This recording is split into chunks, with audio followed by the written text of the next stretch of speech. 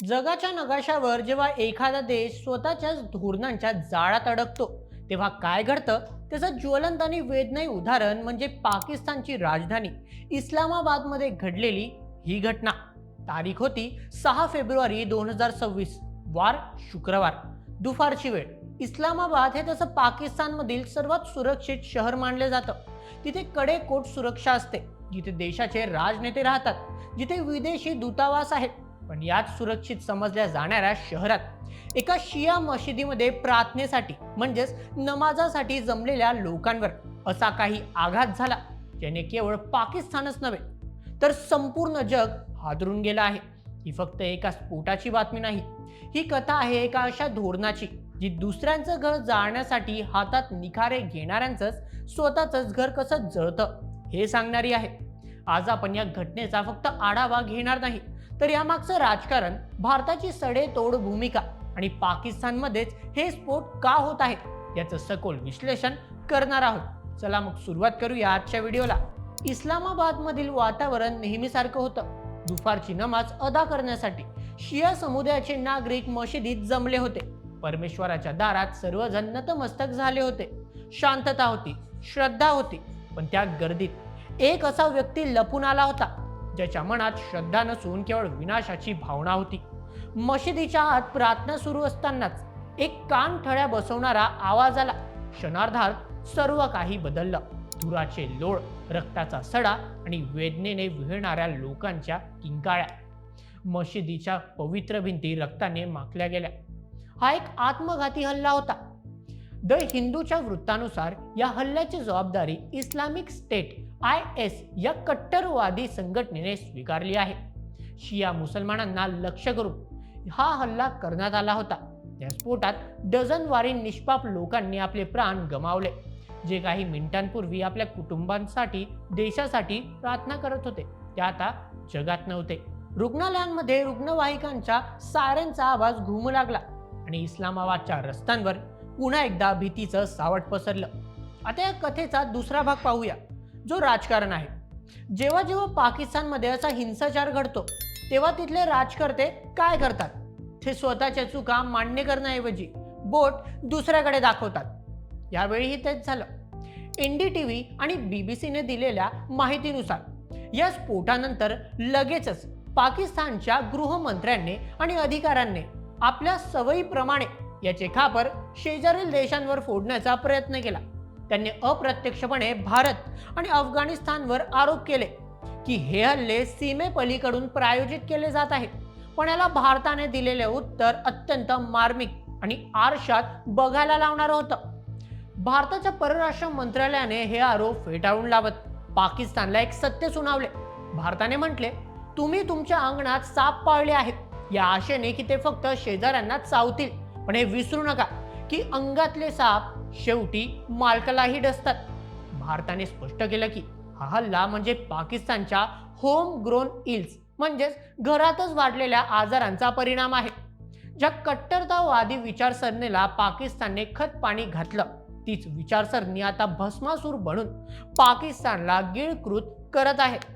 हा प्रश्न तुमच्याही मनात आला असेल, एखादा देश स्वतःच्याच नागरिकांना, स्वतःच्याच मशिदींना असुरक्षित का करेल किंवा तिथे हे हल्ले का होत आहेत? याचं उत्तर समजून घेण्यासाठी आपल्याला थोडं मागे जावं लागेल। या प्रश्नांची उत्तरं 3 मुख्य मुद्द्यांमध्ये दडली आहेत। चला पाहूया। सर्वप्रथम, स्ट्रॅटेजिक डेप्थचे अपयशी धोरण। पाकिस्तानने अनेक दशकांपासून एक धोरण राबवलं। त्यांनी काही कट्टरतावादी गटांना चांगले मानलं आणि काहींना वाईट। भारतावर किंवा अफगाणिस्तानावर दबाव टाकण्यासाठी त्यांनी काही सशस्त्र गटांना आश्रय दिला, प्रशिक्षण दिलं आणि शस्त्रही पुरवली। पण इतिहास साक्ष आहे, हातात बंदूक घेतलेला माणूस कोणाचाच नसतो। ज्या गटांना त्यांनी वाढवलं, उदाहरण तालिबान आणि आता डोकं वर काढणारी IS ची खोरासान शाखा, तेच गट आता पाकिस्तानच्या लोकशाही आणि संविधानाच्या विरोधात उभे राहिले आहेत। आज जो बॉम्ब फुटला तो त्याच चुकीच्या धोरणांचा बदला आहे। मग द्वितीय, शिया सुन्नी वाद म्हणजे सेक्टेरियन व्हायलन्स। पाकिस्तानमध्ये शिया आणि सुन्नी यांच्यातील धार्मिक तेढ खूप जुनी आहे। इस्लामिक स्टेट सारख्या संघटना शिया मुसलमानांना मानत नाही, त्यांना लक्ष्य करणे हे त्यांचे आपलं धार्मिक कर्तव्य मानतात. पाकिस्तान सरकारने वेळेस या द्वेषपूर्ण विचारसरणीला लगाम लावला नाही.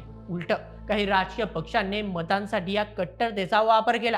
त्यामुळे आज समाजात इतकी फूट पडली आहे की प्रार्थनास्थळी रणांगण बनली आहे. मग तृतीय, अस्थिरता आणि आर्थिक संकट. जेव्हा देशाची अर्थव्यवस्था कोलमडते तेव्हा कायदा आणि सुव्यवस्था राखणे कठीण होते. पोलिसांना पगार द्यायला पैसे नाही, गुप्तचर यंत्रणा राजकीय विरोधकांना संपवण्यात व्यस्त आहेत आणि सीमेवरचे रक्षक भ्रष्टाचारात अडकले आहेत. अशा वेळी इस्लामिक स्टेट सारख्या बाह्य शक्तींना देशात घुसून हल्ले करणे सोपे जाते. थोडक्यात पाकिस्तानने स्वतःच्याच देशात एक अशी पोकळी निर्माण केली आहे जिथे हिंसाचार फोफावत आहे. मित्रांनो, या घटनेनंतर जगभरातून तीव्र प्रतिक्रिया उमटल्या आहेत. द गार्डियन आणि इतर आंतरराष्ट्रीय माध्यमांनी याला मानवी हक्कांचे उल्लंघन म्हटले आहे.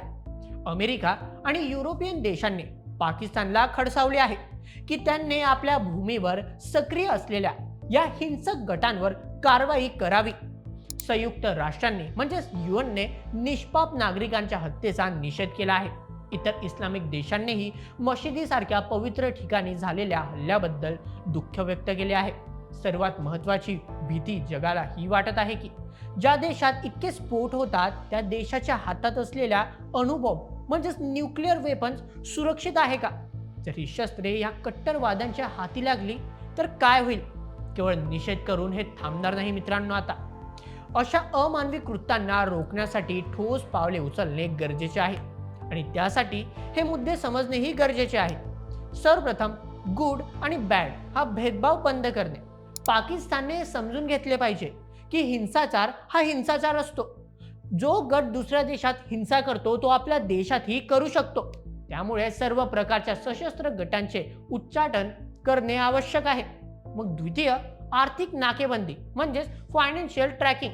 या गटांना पैसा कुठून मिळतो, कोण त्यांना मदत करतं याच्या मुळाशी जाऊन त्यांची आर्थिक रसद तोडली पाहिजे. तृतीय, शिक्षण पद्धतीत बदल. पाकिस्तानमधील मदरशांमधून किंवा शाळांमधून जे द्वेषाचे शिक्षण दिले जाते ते थांबवून आधुनिक आणि वैज्ञानिक शिक्षण देणे गरजेचे आहे, जेणेकरून तरुण मुले या विघातक मार्गाकडे वळणार नाहीत. मग चौथं, आंतरराष्ट्रीय दबाव. जोपर्यंत पाकिस्तान आपल्या भूमीवरील हे तळ उद्ध्वस्त करत नाही तोपर्यंत आंतरराष्ट्रीय समुदायाने, विशेषतः IMF आणि जागतिक बँकेने त्यांना मदत करताना कडक अटी लादल्या पाहिजे. शेवटी मित्रांनो, इस्लामाबादमधील मशिदीत रक्ताच्या थारोळ्यात पडलेल्या त्या निष्पाप जीवांची कथा आपल्याला एकाच गोष्टीची जाणीव करून देते. ती म्हणजे आगीशी खेळणाऱ्यांचे हात भाजल्याशिवाय राहत नाही. पाकिस्तानने भारतावर दोषारोप करण्यापेक्षा स्वतःच्या अंतर्मनात डोकावून पाहण्याची गरज आहे. सीमेपलीकडे अशांतता पसरवण्याच्या नादात त्यांनी स्वतःच्या देशालाच एक धगधगती भट्टी बनवली आहे. भारताने दिलेला हा इशारा की साप पाळू नका हा केवळ टोमणा नाही तर तो एक वास्तववादी सल्ला आहे. आजची ही घटना जगाला सांगते की कट्टरतावाद ही अशी कीड आहे जी कोण्या एका धर्माची किंवा देशाची नसते, ती मानवतेची शत्रू असते. जोपर्यंत पाकिस्तान आपली धोरण बदलत नाही तोपर्यंत दुर्दैवाने असे रक्ताळलेले शुक्रवार पाहायला मिळण्याची भीती कायम राहील. मित्रांनो, या घटनेवर तुमचे काय मत आम्हाला कमेंटमध्ये नक्की कळवा आणि अशाच व्हिडिओसाठी सबस्क्राईब करा बोल MH आपल्या YouTube चॅनलला. धन्यवाद.